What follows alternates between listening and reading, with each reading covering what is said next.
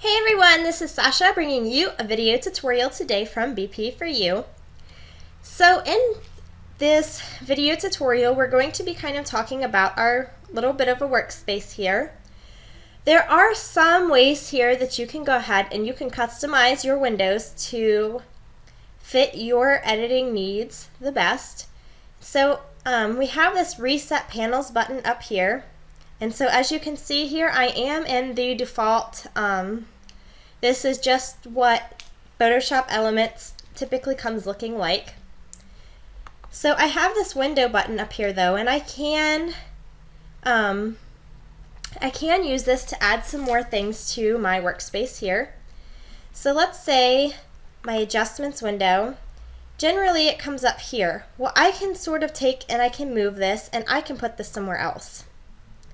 And so I can have my effects panel here, my layers panel here, and then I could click over here for adjustments if I wanted to do that as well. I accidentally added this layer here. Again, with the window, I can decide that I want my histogram to be part of that. So I could add that over here in my layers window. And then I could sort of flip back and forth between viewing my histogram and my layers window. Or I could make some all new information altogether. So let's grab our history here, because a history is a great tool to have open. And I'm trying to, there we go, I can grab this and I can make it bigger. I can decide where I would like to see this on my screen. And maybe I also want to add my navigator. So I can go ahead and I can pull this over. And I can decide whether I want my navigator embedded in here next to my history, or I can make this box here. Do you see this blue line that forms? If I drag that there, I have now connected this and it's one box. And so you can kind of customize your workspace using this sort of windows here, and you can drag them around and make them personal to you.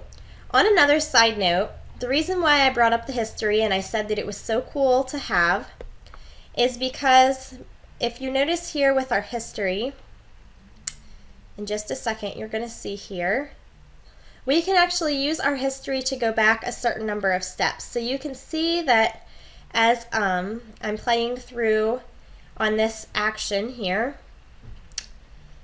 that all these steps are appearing in our history. We're going to give that just a second here to play all the way out.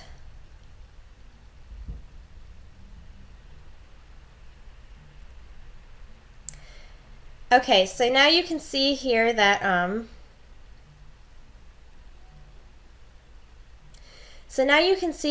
we have the where I made a new layer, I deleted that layer, and then I ran this action. So you can see here that we could, if we didn't like it, we could go back, we could go all the way back to when we opened the picture. And so this history is really nice for being able to kind of move around through your steps. And so I just wanted to sort of point that out to you as a window that I feel like I use a lot in my editing. And it might be something that might not be right for you, but at the same time it might be something that you may want to look into for using your panels as well. And again, if you decide that you don't like the way that this looks, you can hit your Reset Panels button and you are back to the standard Photoshop elements. So thank you for watching this video tutorial. Happy editing!